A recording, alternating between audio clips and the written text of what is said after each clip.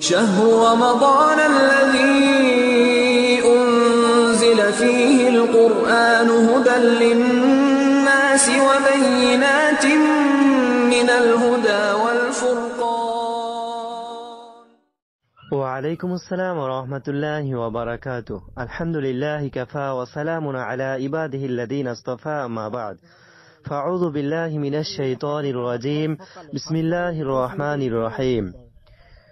وما آتاكم الرسول فخذوه وما نهاكم عنه فانتهوا.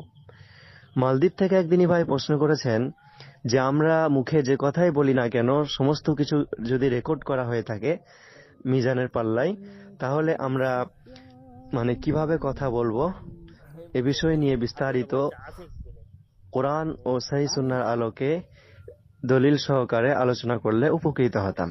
ভাই, আপনি খুব সুন্দর প্রশ্ন করেছেন।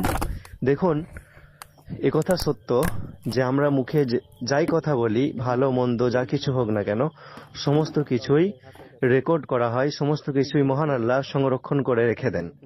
আর এর দলিল মহান আল্লাহ পবিত্র গ্রন্থ আল কোরআন সূরা নম্বর 50, সূরার নাম সূরা কফ এবং আয়াত নম্বর 18-তে আল্লাহ রাব্বুল আলামিন বলেছেন, মা ইয়ালফিজু মিন কওলিন ইল্লা লাদাইহি রাকিবুন আতীদ। इंसान के मुंह से जो बोली निकलती है वो রেকর্ড किया जाता है।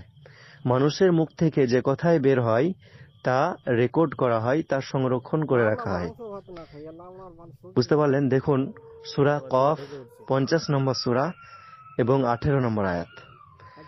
এবং তা মিজানের পাল্লায় লেখা হয় কিনা এ কথাও আপনি জানতে চেয়েছেন। দেখুন, হ্যাঁ, মিজানের পাল্লায় লেখা হয়। আর এর দলিল মহান আল্লাহ পবিত্র গ্রন্থ আল কোরআন সূরা নম্বর 18 এবং সূরার নাম সূরাতুল কাহফ এবং আয়াত নম্বর 49-এ আল্লাহ রাব্বুল আলামিন বলেছেন, ওয়া উযিয়াল কিতাব ফাতারাল মুজরিমিনা মুশফিকিনা মিম্মা ফি ওয়া ইয়াকুলুনা ইয়া ওয়াইলাতানা মা লিহাযাল কিতাব লা ইউগাদিরু সগীরাতান ওয়ালা কাবীরাতান ইল্লা আহসাহা।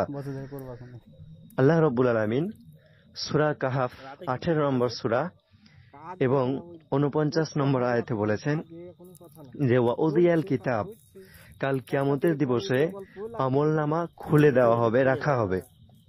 ফাতারাল মুজরিমিনা মুশফিকিনা মিম্মা ফি, যারা মুজরিম গুনাহগার পাপী তারা তাদের আমলনামা খুলে দেখে বলবে বা খোলা থাকা অবস্থায় তা দেখে বলবে, ফাতারাল মুজরিমিনা মুশফিকিনা মিম্মা ফি ওয়া ইয়াকুলুনা, এবং তারা আশ্চর্য হয়ে বলবে যে মা লিহাযাল কিতাব, এটা কেমন একটা আমলনামা, কেমন একটা গ্রন্থ যে লা ইউগাদিরু সগীরাতান ওয়ালা কাবীরা, যে আল্লাহ রাব্বুল আলামিন এর মধ্যে ছোট্ট বড় কোনো কিছুকেই ছাড়েননি।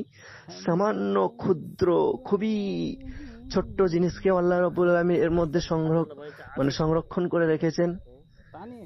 এটা কেমন আমলনামা, কেমন মিজানের পাল্লা, দেখে তারা আশ্চর্য হয়ে যাবে।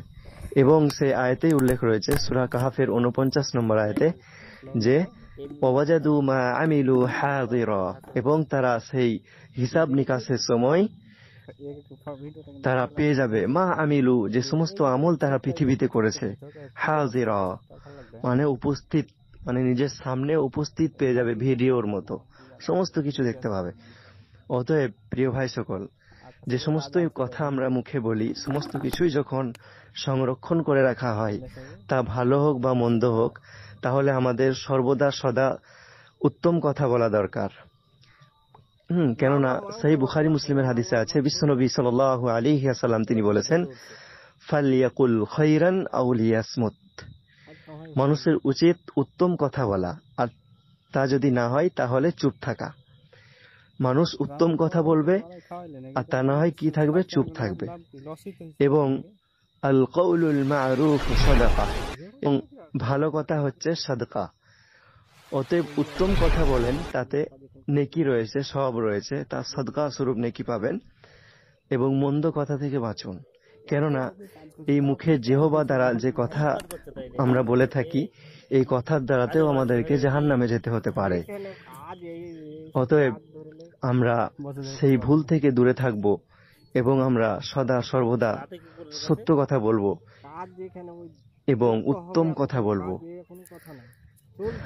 কেননা আল্লাহ রাব্বুল আলামিন পবিত্র গ্রন্থ আল কোরআনের অন্য স্থানে বলেছেন, ইয়া আইয়ুহাল্লাযীনা আমানুত্তাকুল্লাহ, হে ঈমানদারগণেরা, হে বিশ্বাসীগণেরা, তোমরা যারা আল্লাহকে বিশ্বাস করেছো, আল্লাহর রাসূলকে বিশ্বাস করেছো,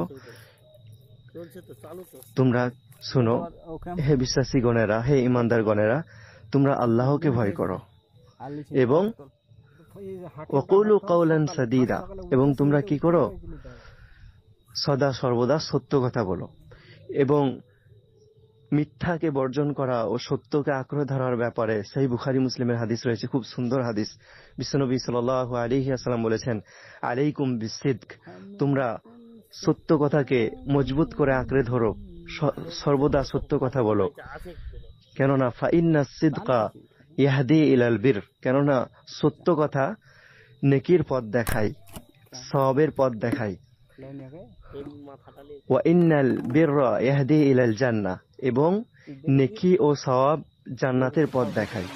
তাহলে সত্য কথা বললে তার পরিণাম জান্নাত, তার পুরস্কার মহা পুরস্কার, তা রয়েছে কি জান্নাত।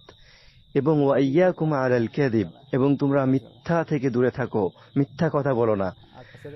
ফাইন্নাল কাযিবা ইয়াহদি ইলাল ফুজুর, কেননা নিশ্চয়ই মিথ্যা গুনাহগারের পথ দেখায়, পাপের পথ দেখায়। ওয়া ইন্নাল ফুজুরা ইয়াহদি ইলান নার, এবং নিশ্চয়ই গুনাহ বা পাপ তা জাহান্নামের পথ দেখায়। তাহলে আমরা এই হাদিস থেকে সুস্পষ্টভাবে বুঝতে পারলাম যে মিথ্যা কথা বললে তার পরিণাম জাহান্নাম। তাই সত্য কথা বলবো এবং মিথ্যা থেকে দূরে থাকবো, উত্তম কথা বলবো, মন্দ কথা থেকে দূরে থাকবো। যেহেতু পবিত্র গ্রন্থ আল কোরআনের 30 পারাতেও একথা উল্লেখ আছে যে ফামান ইয়ামাল মিসকাল যাররাতিন খায়রান ইয়ারাহ ওয়া মান ইয়ামাল মিসকাল যাররাতিন শাররান ইয়ারাহ, যারা সামান্য পরিমাণ ভালো কর্ম করে থাকবে সেটাও তারা কাল কিয়ামতের মাঠে দেখতে পাবে, এবং সামান্য পরিমাণ যদি মন্দ কাজ করে থাকে সেটাও কিয়ামতের মাঠে দেখতে পাবে। পরিশেষে আল্লাহর কাছে দোয়া করি যে আল্লাহ তুমি আমাদের সকলকেই উত্তম কথা বলার এবং মন্দ কথা থেকে দূরে থাকার, সত্য কথা বলার এবং মিথ্যা কথা থেকে বেঁচে থাকার তৌফিক দাও, আমিন। আশা করি আপনি আপনার উত্তরকে সন্তুষ্ট হয়েছেন। জাযাকুমুল্লাহু খায়রান।